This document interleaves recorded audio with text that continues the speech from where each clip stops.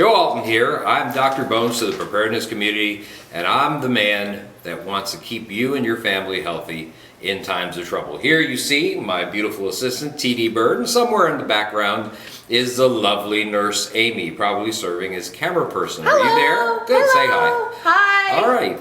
Well, you've seen our video on how to suture with Dr. Bones, and this video is called How to Staple with Dr. Bones. And we're going to talk about another method of wound closure that you should consider. Now, methods of wound closure should only be done when there's absolutely no other reason to leave a wound open. There are a lot of reasons to leave wounds open, and we've talked about them in previous videos and in many of our lectures and articles that you'll find at www.doomandbloom.net, where you'll find over 250 articles on medical preparedness, survival gardening, and all sorts of news you can use. So let's go and take a look at our victim for the day. Okay, here we are with our pig's foot. Just as we had in our suturing video, pig's feet are very similar to human skin. You see that we made a laceration in the pig's foot with a scalpel. And this type of laceration, interestingly enough, is pretty easy to close simply by itself. So this is not something you would need to staple or suture. You could use steri-strips like what you see here, super glue, or even butterfly closures, and you would be just fine. Now, there are advantages to stapling and advantages to suturing.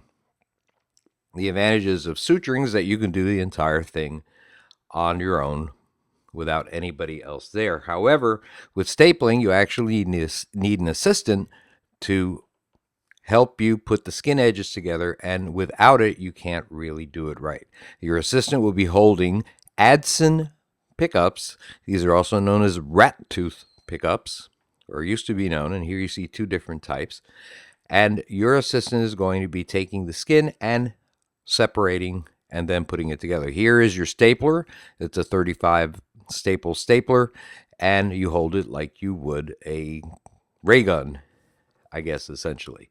And so here, this is a staple remover, and you need a staple remover to take out the staples. And it's just like the office staple remover that you would have in any office that uses staplers.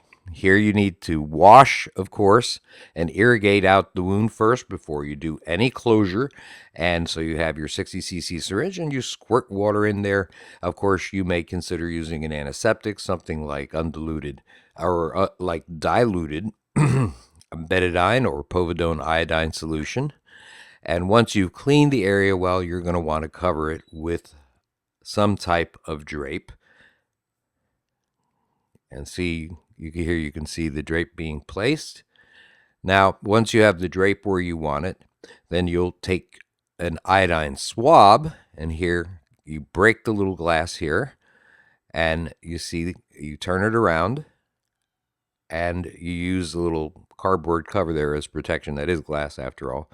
And what you're going to do is you're going to start right on the edges of the laceration, and you're going to go all the way around on each side in an ever-widening circle. You're taking care never to go over the area that you have gone through before.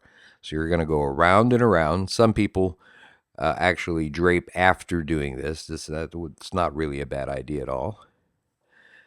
And so you're just making sure that you're going all the way around without going back over areas that you went through before. And now you should be pretty much ready to close your laceration.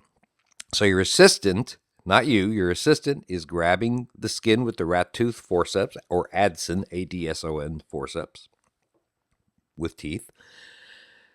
And they're lifting it up and they're everting the edges. See how they turned the edges out? And you're going to now go right in the middle there, and without putting too much pressure, you're going to go click. And there you go. You've placed a staple.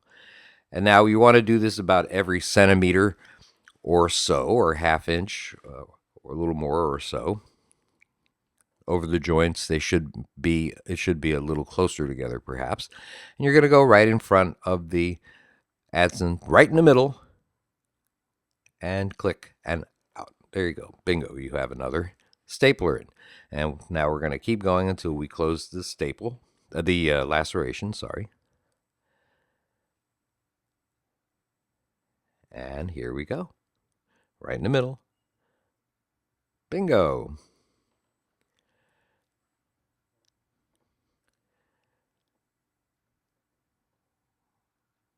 Turn the skin out. Put it together. And click it just with very little pressure right below it. Now you'll see that the skin actually tense up here. That's okay. That is actually just what happens when you are placing the staple correctly. And then you do it again, and I guess we'll do what this one will be the last one. And click and remove. And there you go. So there you have a perfectly stapled incision or laceration. And now we're going to remove these staples. And here you see our staple remover.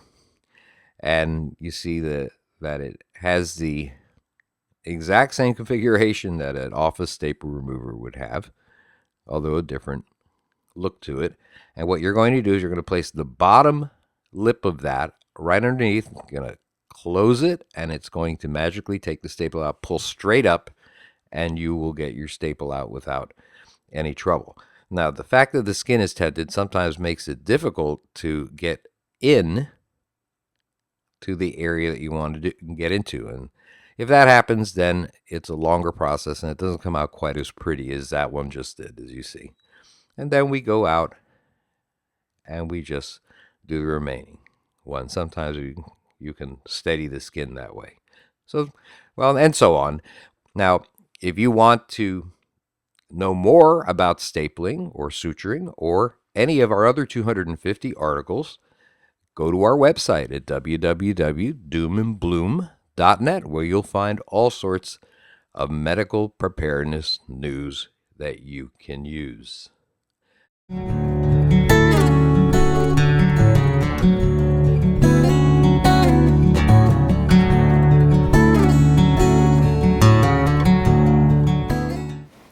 TD, Nurse Amy, and I hope you enjoyed the previous video. But now we'd like to take a moment to ask you to help our men and women in uniform. We're talking about the Wounded Warrior Project. Your generous donation to the Wounded Warrior Project helps thousands of veterans and their families as they return home from conflicts abroad. Please go today to woundedwarriorproject.org and make a donation. Thanks so much.